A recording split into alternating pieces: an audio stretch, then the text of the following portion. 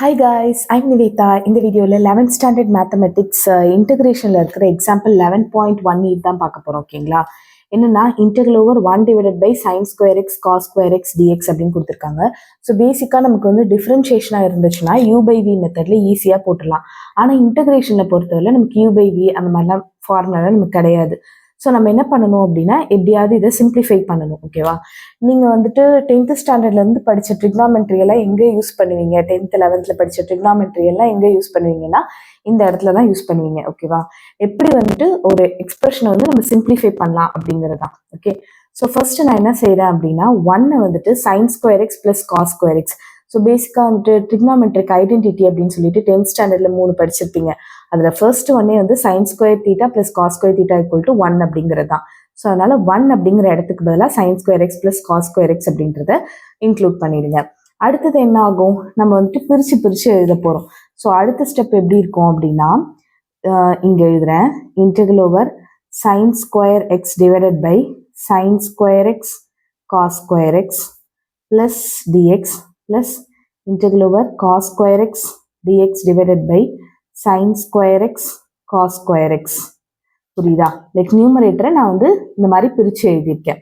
எழுதிட்டு எனக்கு sine square x cancel ஆகிடும், காஸ் ஸ்கொயர் எக்ஸ் கேன்சல் ஆயிடுச்சுன்னா ரிமைனிங் என்ன மட்டும் இருக்குது? Integral over 1 divided by cos square x dx இருக்குது plus integral over 1 divided by sine square x டிஎக்ஸ்ன்னு இருக்குது.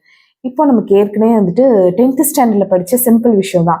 1 பை காஸ் தீட்டானா சீக்கன் தீட்டா அப்படின்னு தெரியும். எப்படி ஞாபகம் வச்சுக்கலாம்னா இங்கே சி இருந்ததுன்னா இங்கே எஸ் வரும் அப்படின்னு சொல்லிட்டு நம்ம ஞாபகம் வச்சுக்கலாம். ஸோ இப்போ 1 பை காஸ் ஸ்கொயர் எக்ஸ்க்கு பதிலாக என்ன வரும்? சீக்கன் ஸ்கொயர் எக்ஸ் டிஎக்ஸ்ன்னு வரும்.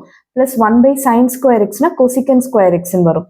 லைக் 1 பை சைன் எக்ஸ்னா கோசிக்கன் எக்ஸ், எஸ் சி அப்படின்னு ஞாபகம் வச்சுக்கோங்க. சிஎஸ் இது வந்து எஸ்சி அப்படின்னு ஞாபகம் வச்சுக்கோங்க. ஓகேவா? அதுக்கப்புறமேட்டு நமக்கு வந்துட்டு ஃபார்முலா இருக்குது. டேரெக்டாக இப்போ நமக்கு ரொம்ப சிம்பிளிஃபைட் ஆச்சு. சீக்கன் ஸ்கொயர் எக்ஸ்க்கு இன்டெகிரேட் பண்ணால் நமக்கு ஃபார்முலா tan x. கொசிக்கன் ஸ்கொயர் எக்ஸை இன்டெகிரேட் பண்ணிங்கன்னா உங்களுக்கு மைனஸ் காட் எக்ஸ்ன்னு இருக்குது. ஓகேவா? இந்த மைனஸாக மறந்துடக்கூடாது. ஸோ அவ்வளோதான், நமக்கான ப்ராப்ளம் முடிஞ்சிச்சு. ஸோ இவாலுவேட் அப்படின்னு கொடுத்தாங்கன்னா 1க்கு பதிலாக sine square x plus cos square எக்ஸ்ன்னு போட்டுட்டு தனித்தனியாக ஸ்ப்ளிட் பண்ணி எழுதிட்டு அதுக்கான எக்ஸ்பிரஷன் எழுதிட்டு இன்டெகிரேட் பண்ணிங்கன்னா சிம்பிள். ஓகே, நான் ஒரு கிரேசியான ஒரு விஷயம் சொல்கிறேன் எப்படி ஞாபகம் வச்சுக்கிறது அப்படின்னு சொல்லிட்டு.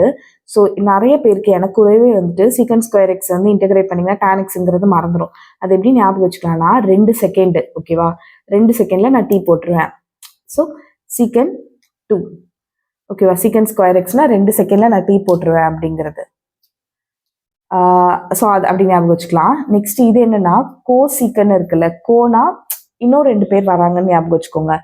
ஸோ ஏற்கனவே 2 கோனா இன்னும் 2 பேர். ஸோ 4 பேர் சேர்ந்தா நம்ம ஒரு காட்டையே தூக்கிடலாம், தெரியுமா? லைக் ஒரு கட்டில் வந்து 4 பேர் சேர்ந்தாங்கன்னா தூக்கிடலாம். கரெக்டா? அதனால கோ சீக்கன் அப்படின்னு சொல்லும்போது, கோ சீக்கன் ஸ்கொயர் அப்படின்னு சொல்லும்போது இங்கே ஒரு 2 இருக்கு, கோனா ஒரு 2. ஸோ 2த்தையும் சேர்க்கும் போது 4 பேர்னா காட்டை தூக்குறோம். Okay, against gravity. ஸோ அதனால மைனஸ் அப்படின்றது ஞாபகம் வச்சுக்கலாம். இந்த வீடியோ பிடிச்சிருந்தா மறக்காம ஒரு லைக் பண்ணுங்க, ஷேர் பண்ணுங்க, சப்ஸ்கிரைப் டு மை சேனல். ரொம்ப ரொம்ப தேங்க்ஸ் இந்த வீடியோவை பார்த்ததுக்கு. கண்டிப்பாக இந்த வீடியோக்கான கமெண்ட்டை வந்து சொல்லுங்கள். தேங்க்யூ.